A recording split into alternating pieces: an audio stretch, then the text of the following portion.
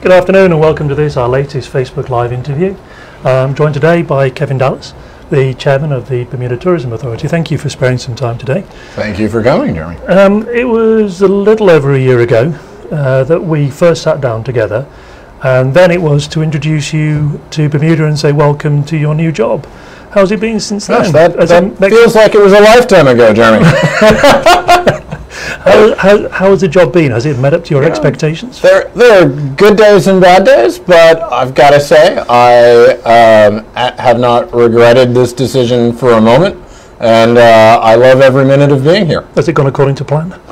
I'm not sure that there really was a plan. There's certainly been things that were expected, things that were unexpected.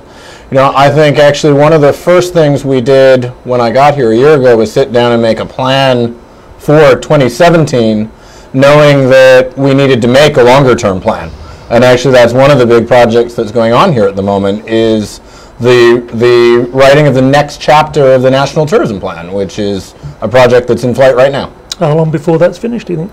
So we're aiming to get the bulk of the work done before the summer. But we're going to spend the summer months socializing that work and getting more input from people with a goal to finalize it and really roll it out to the public at the Tourism Summit, which this year will be in October. And that plan will go on for how many years? So that will be a 5-year strategy. So that will be the next chapter of the National Tourism Plan that builds on the last chapter, which was, of course, the National Tourism Plan of 2012. But I think any 5-year plan is really a kind of a 5-year direction of travel and a 2-year very specific plan. And then beyond that, you're trying to predict the future a little too much. Anything you can tell us about it? Anything specific? Well, I don't think we are going to radically change direction. So I think the focus that we've had on investing our limited marketing budget in our core markets, and in our gateway cities, I think will continue. I think the segmentation of our visitors that we rolled out at the Tourism Summit last year is something that we're very comfortable with and going to build on rather than change from in the National Tourism Plan. Right. Similarly, I think the positioning and the rebranding of Bermuda as a destination that we did, that idea that Bermuda should really authentically be itself rather than relying on marketing gimmicks, I think are all themes that will continue. Before there were 3 hubs. Are they going to continue?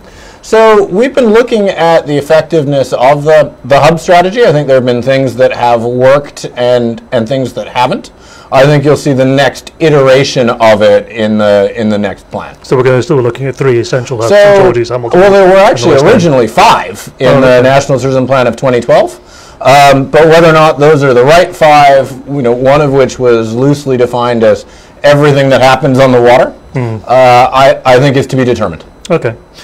Today, of course, earlier on today, and you can watch it on Bernie, still, you had a press conference talking about the first quarter tourism stats. If you can, because there's a lot to digest, give me your 3 biggest takeouts. So the first is that we managed to achieve, I think, phenomenal growth. So we delivered a 25% increase in visitor spending on top of a 21% increase in leisure air arrivals. So that's the first piece of big news. The second piece of news, I think, is that we managed to do that against some pretty tough headwinds, actually. So we didn't have the positive momentum and buzz of an America's Cup. We had, of course, the international dialogue around the Domestic Partnership Act that was in some ways unhelpful. Which is ongoing. We'll come on to that. Absolutely. Yeah. And third, in a mix of good and bad, we had a significant amount of our hotel inventory offline in the first quarter.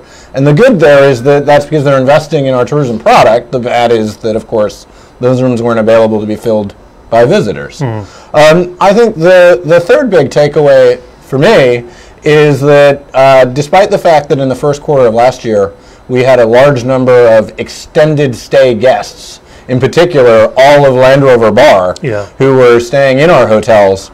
Actually, our hotels achieved a 2% increase in occupancy and a 6.5% increase in what they call RevPAR, which is revenue per available hotel room, which is really healthy growth off the back of what was perhaps a slightly inflated number in the first quarter of last year.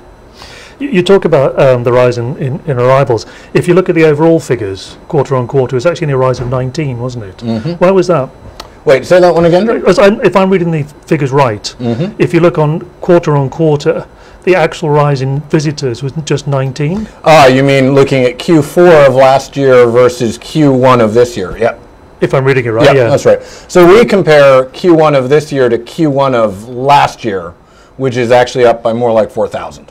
Okay, I've completely reading the figures wrong, because I know there was a big crash in the numbers of cruise ships, which made a big difference. There is. So, you're looking at the overall visitor arrivals. Yeah, there we go. Arrivals, absolutely. Yeah, so that's roughly flat.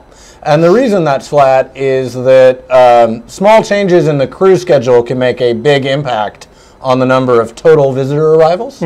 So we had 3 ships that were due to visit us in the first quarter that couldn't call because of weather. One of those was rescheduled. 2 of those just didn't come. So those visits were just canceled because they were originally part of a repositioning cruise. Right. So while overall visitor arrivals were flat because of that deflation in the cruise market, actually air arrivals, which is the more important number, were up significantly. And those are the visitors that spend 10 times what a cruise visitor spends. We'll come on to the details about that in a second. But first of all, I wanted to ask, yet again underscores, or it seems to yet again underscore the importance of air arrivals to Bermuda.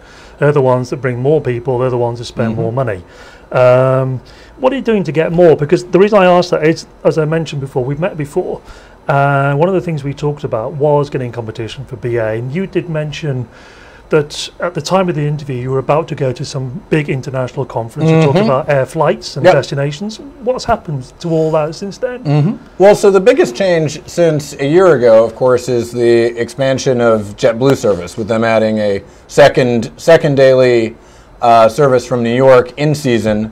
And them which taking you've called the Boston Boom, haven't you? Well, so that's the other flight that JetBlue added, which is they've added year-round service from Boston.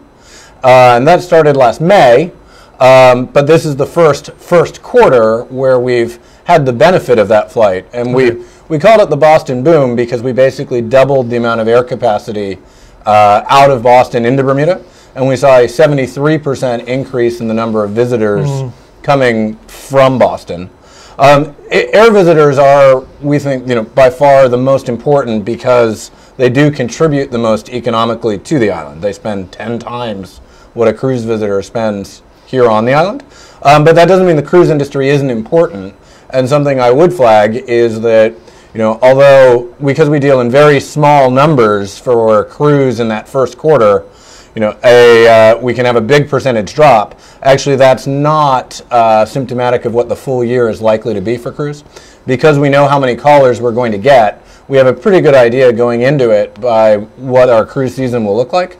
And, barring the unforeseeable, like any hurricane interruption, we will have the strongest cruise season we've ever had and be up by high single digits. I think it's the biggest number of cruise ship visitors ever, isn't it? We will have the biggest number of visits and the biggest number of cruise visitors Bermuda has ever had. That's a function of 2 things, Jeremy. The first is a larger ship. So we have NCL swapping out one regular caller for a larger ship. And the other is that the cruise season has gotten longer. So we, of course, have our existing relationships with Royal Caribbean and NCL, and their ships as regular callers dominate the peak summer season. As we've looked at how we can work with other partners, in particular with Carnival and with Disney, we've realized that the weather on the either side of the summer, but in particular in the fall, is great for cruise visitors. And so this year the cruise season will run much later than it has in previous years. So I want to go back to, I interrupted, it's my fault. I want to go back to this, the conference about bringing more flights. You started answering that and I interrupted you. Yeah. Was there any other success apart from Boston? So route development is a long-term game. And we are lucky to have both the Ministry of Transport and now Skyport, as a partner in that. So, discussions that we're having now with airlines, we hope will bear fruit in a year or 2 years, or even beyond that. For us, the priority really is about getting more competition and more capacity on existing routes. We would like to find year-round service out of Washington. We would like to see year-round service from Newark, a longer season, or year-round service from Charlotte. We would like to concentrate on getting more capacity out of our existing cities and to push fares down on those routes before we look at new markets.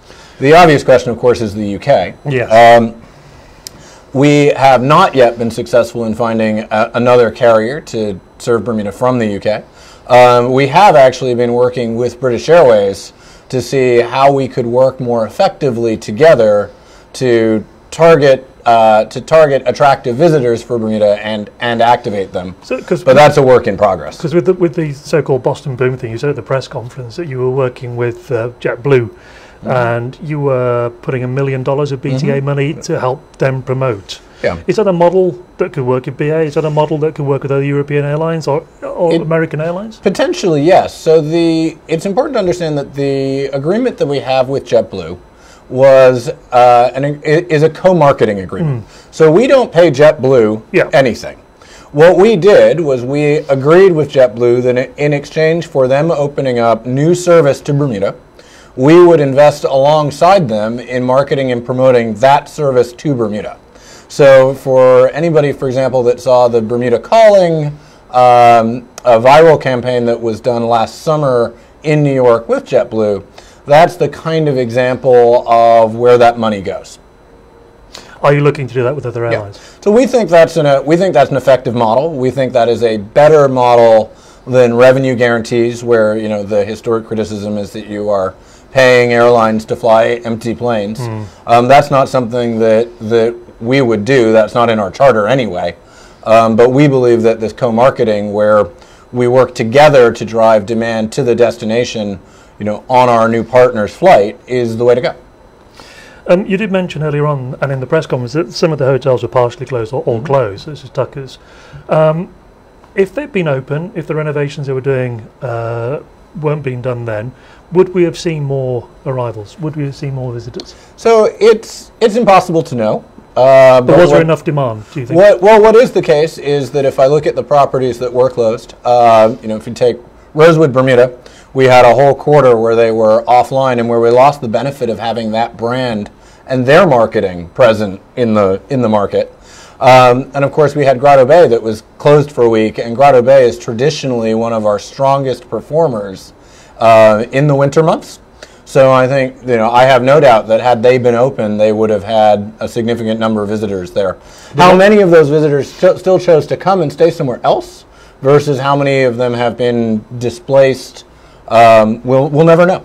There's no way of judging by previous studies, or not really, no. One of the interesting stats in the figures today was the ages of people who are coming here. I noticed that I've categorised them for ease, 0 to 24 and 35 to 64-year-olds. That was up between 19 and 45%. And 24 to 34-year-olds were up only 4.7%. Is this a deliberate strategy? You're looking at those particular brackets? No. So I think what's happening... It's a strange thing to see. Yeah, with a bit of a donut. The donut there, yeah. I think for that you need to take... if we look at the 18 or 24-month perspective, I think what we see is that middle segment has grown an awful lot in the last 2 years. So we're growing by a smaller percentage, but on a rapidly growing base. So overall, if we look at the last 2 years, 85% of that growth was coming from visitors that are under 45. Right. And what has happened this quarter is that we seem to have activated, we've brought in more families. So we've brought in folks that are coming with younger children. And we've seen all segments rise for the first time in quite a while. Is this a deliberate strategy to get families in? So it was at the Tourism Summit last year that we unveiled the segmentation work that we did to better group and classify our visitors. And we identified 5 segments of visitors who are present in our target market. So in the United States, we know where they are, and we know how many there are, and we know how to find them. And we know from our data that they are already coming to Bermuda in some number. And so we were able to look at, for these 5 segments, what's the universe look like, and then what's the population that's coming to Bermuda. And I think there are a number of things in that surprise people. The first is that traditional visitor that we all know, that 50 and 60 something empty nester whose kids have grown up, moved away, who's a repeat visitor to Bermuda. Today, those folks only make up about a third of our visitors, and I think that really surprised people. But one of the other things that we saw was that while in the last 2 years we've really focused on growing what we called adventure seekers and experience enthusiasts, so younger folks who are still high income, can still afford Bermuda, but who either don't have children or whose children are young enough that they are perhaps leaving them at home when they go to Bermuda. Well, we really focused on growing that. We identified that there is a segment of what we called active families. They make up less than 10% of our visitor mix today, but they are coming. And these are folks who are in their 40s, most likely, who have children that are old enough to be somewhat independently mobile. And we discovered that these folks are coming to Bermuda and that they like Bermuda, and that they're somewhat underrepresented versus our, if you want, universe of possible travelers. So we see this as an opportunity. It's not the only opportunity, but it is an opportunity, and it's one that we've been out talking about since the Tourism Summit. It's also one where we put some marketing effort behind that in both the fall and the winter. So, for example, we developed new content for GoToBermuda.com around family breaks, and in fact a family spring break oriented around Easter. Right. And we hosted Jackie Gifford, who is the travel director of Travel and Leisure. We actually hosted her as part of the America's Cup hospitality that we did. She loved Bermuda. She came back this fall with her husband and their child, and they had an active family vacation in Bermuda. She wrote about it, and it was that article that got us the April cover of Travel and Leisure. Are families a good category to target in the sense that they've got a high disposable income? I'm looking at my own personal situation, and I have not got a high disposable income. Yeah, so to be clear, we're targeting families that do have a household income of $100,000 a year or more. And we know that Bermuda can be expensive for them. We also know that there are some shortcomings in the experience we're able to offer them today. So part of the dialogue that we started at the Tourism Summit was asking our stakeholders to start to think about what needs to change if active families are going to be a segment that we really want to pursue. So, to give you an example, in introducing the Twizy, we have provided a vehicle that really works for those experience enthusiasts, those folks coming in couples who want their independence, who perhaps don't want a scooter. That's a great solution for them. That is not a great solution for an active family. So, we've fed some of that in, for example, to the Ministry of Transport's green paper to say, actually, how do we want families to get around, and how will we make it easier for them than it is today? If that's a mix of public transport or any kind of ride sharing, we'll have to wait and see what the green paper says. But we think that's the kind of thing that we should be thinking about if we really want to go after this segment of visitors. So in terms of the strategies, marketing strategy is going to be pretty much more of the same? Yeah. So, we know that what we've been doing is working, and we know that idea of positioning Bermuda as a place that is set apart from the Caribbean, that is unique geographically and culturally, that is a place where actually lots of cultures are swirling together to create an experience that our visitors find to be both unique and comfortably familiar, yet very far from their everyday life. So something that feels comfortable and they're immediately at home, but is quite different from what they do day to day. Sure. And we found that idea is something that is really resonating with visitors.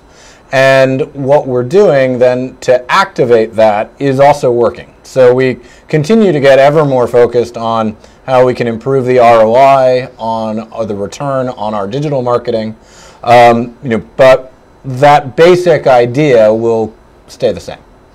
Very quickly, a couple of other points on the statistics today before we move on. I noticed the length of stay overall has fallen by 10%, but people are spending more. What's going on here? So one of the things that's driving that, and in particular, actually, I think you'll find length of stay fell significantly in vacation rentals, while it was down a little bit for hotel visitors. One of the things that's driving that is the America's Cup. So we had a large number of extended stay guests that brought up the averages in the first quarter of last year.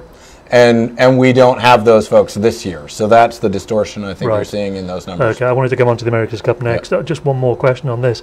The rental sector is still very small. 8% of the market. Now, I know there's been a lot of talk about Airbnb. There's been a lot of talk about fees for Airbnb. Is this an area you see of growth? So the vacation rental market doubled last year. So the number of Airbnb listings doubled, and then the number of folks staying in Airbnb doubled, or staying in vacation rental doubled. So while it's still a relatively small share, it is growing. And although their share slipped slightly in this quarter because of that shorter length of stay and those fewer extended stay guests, overall it still increased in volume. And we still see that as a major opportunity for growth. Clearly, if it's doubling. And it's still one way in which, or another way in which Bermudian homeowners can become part of the tourism economy and participate in the growth that we're seeing in tourism. Venture the America's Cup has been a theme. Unbelievably, it's almost exactly a year ago. Time does fly indeed. Again, when I interviewed you last year, and I've been back on the tapes, this is a direct quote. You said the AC, quotes, had the potential to turbocharge the direction we are going. And he went on to say it was much more about the exposure and how we put on a good show. Has it been turbocharged? Will it be turbocharged? So, I mean, I think if I go back to the... If I go back to the travel and leisure example, Jackie Gifford wouldn't have been here last May if not for the America's Cup. And then she wouldn't have been back this fall, and we wouldn't be the April cover of Travel and Leisure. That's one way of turbocharging it, but I suppose what people want to see is boots on the ground. Well, I don't think 25% increase in visitors in what is traditionally our most difficult quarter is anything other than turbocharged. It depends on what happens now, isn't it? Well, I think if we look at the quarter ahead, again, there's an America's Cup effect in there that we have to take out as we look at what the structural growth and the real health of the market looks like. Is that going to be a problem? Because I was going to ask, you're comparing quarters and quarters very disfavourably in many ways. Is that going to be an issue for you? So I think the second quarter will clearly be a challenging quarter-to-quarter comparison. I think when we look at what happened in the America's Cup last year, the real win was in revenue for our hoteliers and for our other stakeholders. It wasn't necessarily in pure visitor volume, but if I reflect on the second quarter of last year, I think RevPAR, that revenue per available hotel room, climbed 30%. Right. I think that's a tough act to follow in the second quarter. Have you got any targets that you want to hit that might come as close to that as possible, that will tell you that tourism's still up on the upward trend? So we certainly set corporate goals for the year. We are targeting growth. If we maintain what we did last year, then that's actually structural growth catching up to that America's Cup effect, and that tells us that we're on a good trajectory. One of the things that we will do as part of the National Tourism Plan is a refresh of what do we think the long-term full potential looks like, and what numbers should we be happy with next year and 5 years from now. If you've got any numbers that you would be happy with. We're reworking those now as part of the National Tourism Plan. Right, okay. All right. And can you list anything specifically that has happened or is ongoing to take advantage of the legacy of the AC that the BTA is doing? Well, we just had one last week, which is the ITU World Triathlon Series is effectively a legacy event. Why? Because when we went to bid for that event, it was actually Bermuda's successful hosting of the America's Cup qualifier round that was essential to convincing the ITU that Bermuda could manage an event of the size that we had on Front Street just last week. And the ITU is, of course, a 3-year deal with an opportunity for Bermuda now to bid for the finals in 2021. And I think, off the back of the fact that we got that event to Bermuda and that we leveraged a lot of the Bermudian expertise from the America's Cup to deliver the World Triathlon Series and did it really well, now positions us well for the finals. I was going to ask you about the triathlon. Are there other events like this that you'd like to get, that you are going to bid for, even if you can't be specific? So, we're working with the Ministry of Tourism and Economic Development around what is a good fit for Bermuda. There are a lot of inbound proposals that we get. There aren't many out there that would tick all the boxes of what it is that we're looking for, which is something that's a good brand fit with Bermuda, something that creates a direct economic benefit for Bermuda, something that, if you want, rings the cash register, something that has sponsor activation opportunities, a way for local and international businesses to get involved and amplify that economic effect in their own brand. We're looking for something that fits the island's infrastructure and environment, something that isn't damaging to us to do. And lastly, we're looking for something that's a good fit with our community, something that is inclusive in which everyone can get behind. The triathlon, I think, is a great example of something that does tick all those boxes, although we're going to do an impact report with a third party in order to make sure that was true. But we're looking for other events like that. And one of the things that we're doing is, after our restructuring in January, we are actually hiring in a sports director to help us with outbound looking for opportunities. At the moment, we're very responsive to opportunities we see, but we don't know what we're not seeing, and we want to be systematic and organized in going after those events and in partnership with government.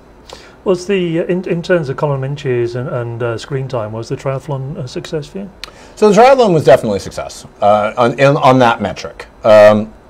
We were of course on NBC Sports, we were on BBC, we were on Canadian Broadcasting, so we had coverage in our 3 key markets.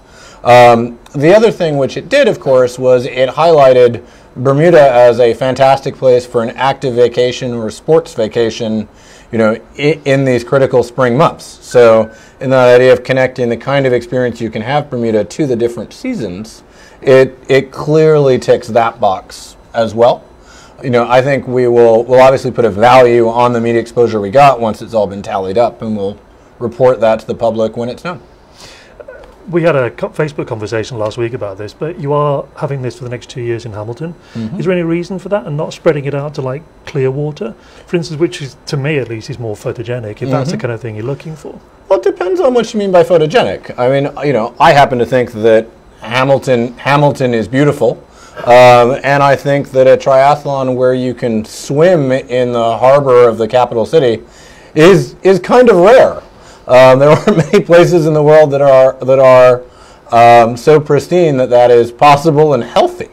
So what we were trying to do with the ITU is to craft a course that was interesting to spectators, interesting to viewers, interesting to athletes, and that doesn't unnecessarily inconvenience too much of the population. So we were looking for something that ticked all of those boxes.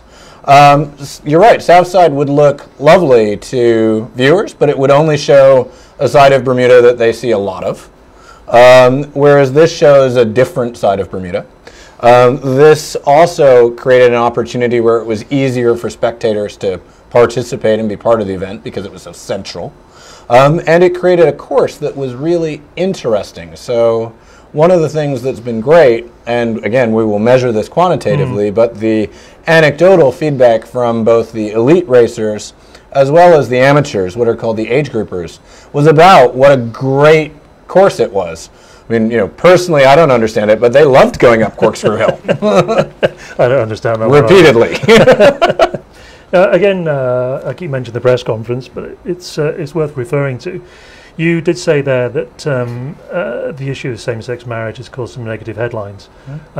We've seen a lot of negative headlines. What's the BTA done to counter them?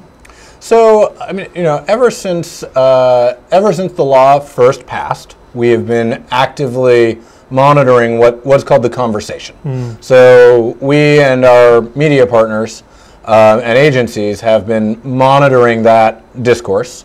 And we've been active participants in it. So we have reached out on behalf of Bermuda to journalists. We've had a number of interviews with interested publications. We've also partnered with government to help them with things like the FAQs that they developed for the government websites to help explain the story. And I think what we've seen is that the issue, superficially, does boil down to an unattractive headline.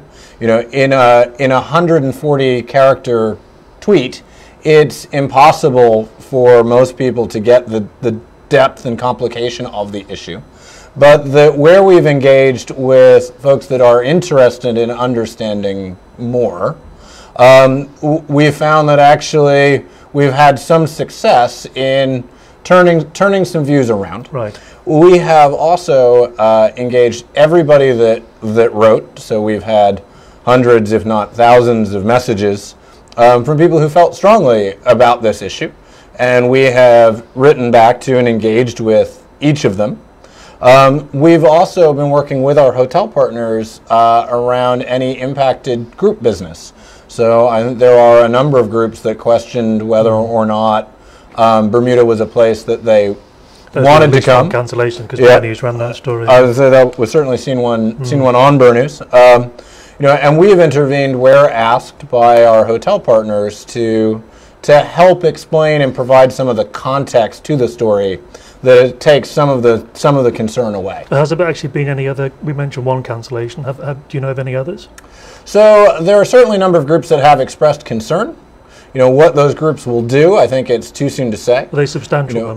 There are some substantial groups, yes. And the bigger issue is not knowing what lost opportunity there might be. So, what do we not make the short list of because we didn't have the opportunity to intervene and to have the conversation?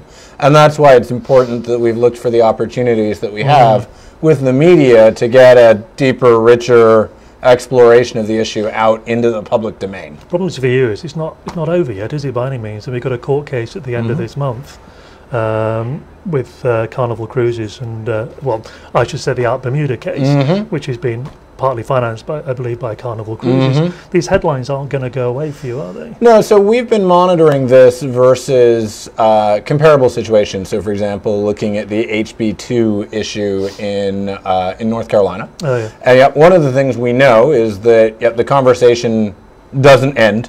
It will bubble along in the background at a diminished level.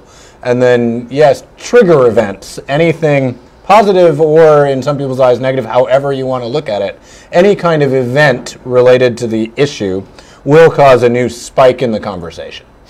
When Carnival Cruises announced that it was going to help fund this particular court case, the CEO was on an American TV channel. I forget which one it was. But he was quoted as, I listened to it, and he said that if we discover that people do not want to go to Bermuda, then obviously we would not go there. I mean, that must chill you, mustn't it, to hear something like that from a CEO of Carnival Cruises? Well, I think Carnival is complicated because, of course, Carnival are a regular caller to Bermuda, but not one of our preferred strategic partners. But the fact that he's saying that, he has such stature in the industry. But Carnival are also a corporate citizen in Bermuda. Their ships are on our shipping registry. And I think the challenge for them is one of where they have activists calling for them to leave the shipping registry more than they have them calling on them to not call on Bermuda. We'll have to see how that plays out. Have you talked to any other cruise lines about this who are registered here who can't do marriages on their ships? So Carnival are the major cruise line they're on the shipping registry. And I think they're the ones that had generated some PR for themselves when they started doing it, and they are the ones that have therefore kind of attracted the bulk of the feedback following this decision. A couple of final questions. There was a lot about the BTA in the news about the restructuring, and I'm not sure if it's happened. You were due to make 6 redundancies, and the government asked about an audit. What's going on with the audit and the redundancies? Have they happened? So we made 4 positions redundant, and 3 were full-time staff, and one was a contractor. 2 were here in Bermuda. All right, 1 was here in Bermuda, and 3 were in New York. Those 4 staff have now moved on, but we created 6 new positions out of that, and I'm pleased to say that 4 of those have been hired. 3 of them are Bermudian. One is a spouse of a Bermudian, and we have 2 more to go, and they're perhaps the 2 most specialist roles. Is that the sports director? Sports director, and actually a market intelligence role. Somebody who has some expertise in working with third-party databases to help with some of that outbound mining for opportunities for Bermuda against a given set of criteria. And where's the audit at? So, I mean, I think that would have to be a question for the ministry. But you started, presumably. Well, we were just audited by both the Auditor General, who's finishing up their annual audit of us, and actually by internal audit, who have jurisdiction over the independent authorities and the Quangos as well. So we've just had both of them through. So we'll have to see if there's anything else. All right, because this appeared to be another audit. I mean, not that we're actively engaged in today, although I know that government did want to review whether or not they felt that the BTA's hiring and staff development practices were sound and fair to Bermudians. I certainly think that any objective look at those will say that the Bermuda Tourism Authority is probably among the best in class at that kind of perspective on, do we hire Bermudians, do we develop Bermudians, and are we providing the right promotion opportunities for Bermudians? October the 31st is Halloween, and we have 6 cruise ships in the same day. Is this going to be Nightmare on Front Street, or are we going to cope? No, it's going to be a fantastic day because it is going to be the absolute proof that Bermuda's cruise season, now runs from April to November, and we're looking forward to a really busy fall season for all of our tourism partners that rely on the cruise trade. Are people geared up for this? Are they getting geared up for this? So, 25,000 people. So maybe. we have some work to do to make sure that all of our stakeholders are aware of the extended season and aware that peak day and ship count this year will be October 31st. That probably won't be the peak day in cruise visitors, by the way. Those ships are smaller than our regular callers that call in season. But it clearly does create a logistical challenge for us, and one that we're working with all of our stakeholders and government to make sure that everyone is aware of and ready for. I think I might stay on Front Street on that day. Mr. Dallas, thank you very much for your time. Thank you. It was a great pleasure. Cheers.